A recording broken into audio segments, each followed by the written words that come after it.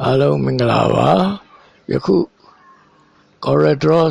73 application ထဲမှာcắtဆိုတဲ့ရင်ခွေးလေးတွေနဲ့တိဆောက်ထားတဲ့ကနုတ်ပန်းလေးတစ်ခုကိုကူးယူနည်းကိုပြောပြပါမယ်အဲ့တော့ဒီထဲမှာဆိုရင်တော့ကနုတ်ပန်းကသုံးတဲ့အခါမှာတူးတွေကကျွန်တော်တို့ကဘာတွေသုံးလဲဆိုတော့ P2 တို့ Shape 2တို့နော် Pizza 2တို့ Comfort Line Cut ဆိုအဲ့ဒါတွေကိုအသုံးပြုပါတယ်အဲ့တော့ဒါတွေကိုတစ်ခုစီကျွန်တော်လက်တွေ့ပြပါမယ်အဲ့တော့ Shape 2ဒါလေးကတော့ Shape 2ပေါ့နော်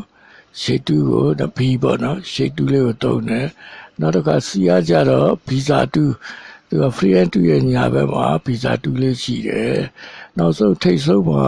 property မှာရှိတဲ့ကျွန်တော်တို့ Comfort Line to Cut ဆိုတာတော့ကျွန်တော်တို့ window ရဲ့အပေါ်မှာရှိတယ်ပေါ့နော်ကဲဒါတွေကိုအသုံးချနည်းကိုပြောပြသွားပါမယ်အဲ့တော့လောလောဆယ်မှာကျွန်တော်တို့ကနုတ် art house ကိုသုံးပါမယ်အဲ့တော့ type စာရိုက်မယ်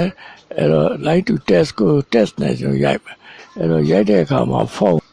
ကနုတ် art house 04ကနုတ် art house 04နဲ့ရိုက်ပါမယ်အဲ့တော့သူ့ကိုပထမဦးစွာလုပ်ပြီးတော့ကျတော့မှတိုက်တူးလေးကိုလုပ်ပြီးတော့ကျွန်တော်ကနုတ်အထောက်04ကိုခြေကိုခောက်လိုက်တဲ့အခါမှာအဲ့ဒီကနုတ်ပုံကြီးပေါ်လာပါတယ်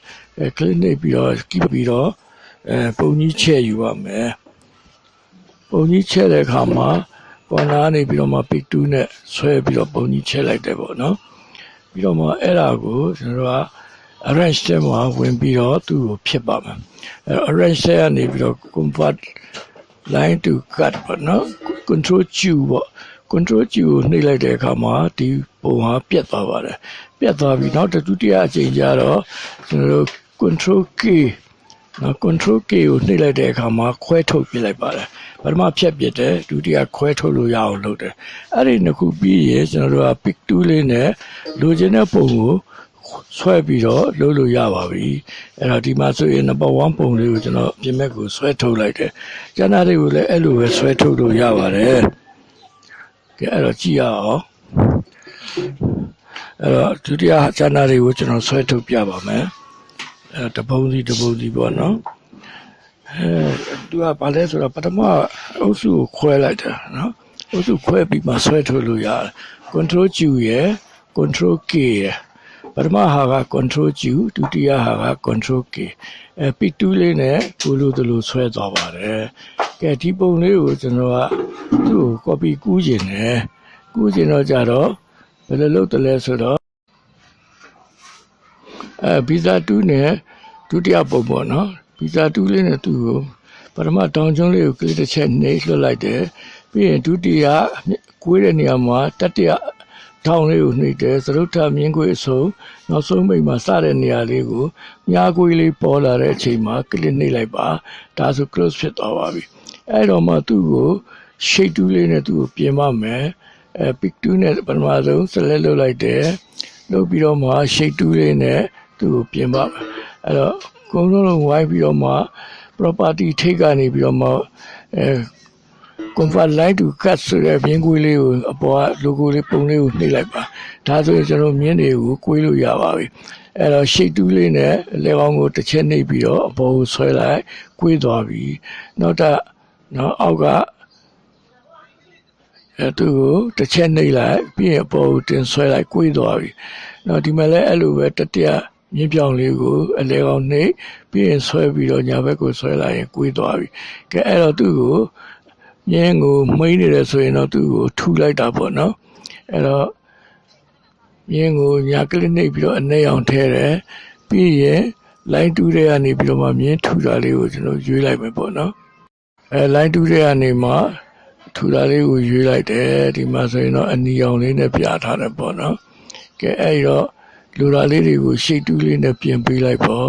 ဒီဘက်မှာညာဘက်ထိပ်မှာနည်းနည်းလေးတောင်းလေးကျိုးနေတယ်နှိပ်လိုက်တာနဲ့မြားလေးတွေပေါ်လာတယ်အဲ့ဒီမြားလေးတွေကိုဆွဲပြီးတော့လှည့်ပြီးတော့သွားလို့ရပါတယ်မြားလေးတွေမြားကွေးလေးတွေနဲ့အဲ့ဒီမှာ ကြိုက်တယ်လို့သွားလို့ရတယ်ကိုယ်သွားတယ်ကဲဒါဆိုရသွားပြီခုနက copy ကူးလိုက်တာအဲ့တော့ line ကို copy ကူးတာရသွားပြီဆိုသူ့ထဲမှာအယောင်ကတော့ကြိုက်တယ်လို့ထည့်လို့ရတယ်ပေါ့နော်အဲ့တော့ဒီမှာဆိုရင်တော့အနီး line နဲ့အစိမ်းအောင်အတွင်းနဲ့ထည့်တယ်ပေါ့နော်တခါဒီမဲ့နောက်တစ်ပုံဒီမှာအနီးအောင်ထည့်တယ်line ကိုတော့နည်းနည်းထူလိုက်မယ်ပေါ့ဗျာသူကတော့ line မမြင်ရသေးဘူးအဲ့တော့ line ကိုခုနကပန်တူလေးတွေကနေပြီးတော့မှထူတဲ့ line လေးတွေအနဲ့ရောင်နဲ့အဲ့တော့အနဲ့မြင်းနဲ့အတွင်းနဲ့အနီရောင်ဟိုဘက်ကအနီမြင်းနဲ့အတွင်းနဲ့အစိမ်းရောင်ဒါလေးတွေဟာဆိုရင်စောစော cup ကို copy ကူးတဲ့နည်းလေးပါအဲ့တော့စွမ်းနာနေပြီးတော့ခွဲသွားပြီအဲ့တော့အဓိကထားမှာ control Q နဲ့ control K ပေါ့နော်အဲ့လိုလုပ်ပြီးမှဆွဲလို့ရပါတယ်အဲ့တော့ဒီမဲ့တော့ cup ပုံစံမရှိတော့ကျွန်တော်ကနုတ်အဖောင်းနဲ့ကျွန်တော်နမူနာပြထားပါတယ်အဲ့တော့မြင်းတွေကိုသွားတဲ့နည်းကိုပြောပြပါမယ်မြင်းတွေကတော့ပထမနံပါတ်01ပုံမှာဆိုရင်အပြင်ဆွဲထုတ်ပြီးတော့မှခုနကဗီဇာ2လေးနဲ့ကျွန်တော်ဆွဲသွားပါမယ်ဗီဇာ2နဲ့ဆွဲတဲ့အခါမှာသူ line လေးတွေကိုကျွန်တော်ရည်ပြမယ်1 2 3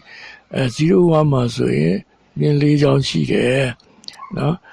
02မှာဆိုရင်1 2 3 4 5 6 8ခုရှိပါတယ်နော်အဲ့တော့မြင်း line လေးတွေကအဲ့လိုတစ်ချက်စီနှိပ်လိုက်ဆွဲလိုက်နှိပ်လိုက်ဆွဲလိုက်ပေါ့နော်နံပါတ်3ကြည့်မယ်ဆိုရင်လည်းနံပါတ်3မှာဆိုရင်1 2 3 4 5 1 2 3 4 5အဲ့တော့5ချောင်းမြင်းပြောင်း5ချောင်းဆွဲပြီးတော့မှမြင်းခွေလုပ်မယ်ဒါမြင်းခွေကြတော့ shape 2နဲ့သွားတာပေါ့နော်နောက်နံပါတ်4ကျတော့1 2 3 4 5 6 8 9ချောင်းဆွဲပါတယ်မြင်း9ချောင်းနဲ့နံပါတ်4ကိုဆွဲတယ်ဆွဲပြီးတော့မှခုန shape 2လေးနဲ့ဆွဲသွားမယ်ပေါ့နော်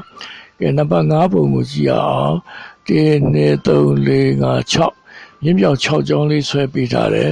အဲ့ဒါကိုရှေ့တူးလေးနဲ့မြင်းကွေးလေးဖြစ်အောင်လုပ်လိုက်လို့ရပါတယ်နံပါတ်6ပုံကြည့်အောင်နံပါတ်6ကျတော့မြင်း4ချောင်းပဲလုပ်ထားပါတယ်အဲ့ဒီ4ချောင်းကိုရှေ့တူးလေးနဲ့အပြင်ဘက်ကိုတော့ခုံးလို့ရပါတယ်နံပါတ်9ပုံသွားရအောင်နံပါတ်9က1 2 3 4 5 6 8 9 10 11 12 13 14 15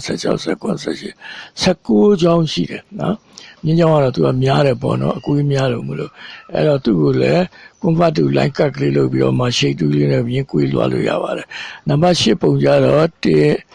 2 3 4 5 6ခွန်1 2 3 4 5 6ပုံမြင်းချောင်း6ချောင်းရှိပါတယ်နံပါတ်9ပုံကြတော့မြင်းချောင်း3ချောင်းနဲ့ရပါတယ်နံပါတ်10ကျတော့မြင်းချောင်း3ချောင်းနဲ့ရပါတယ်ဒီကို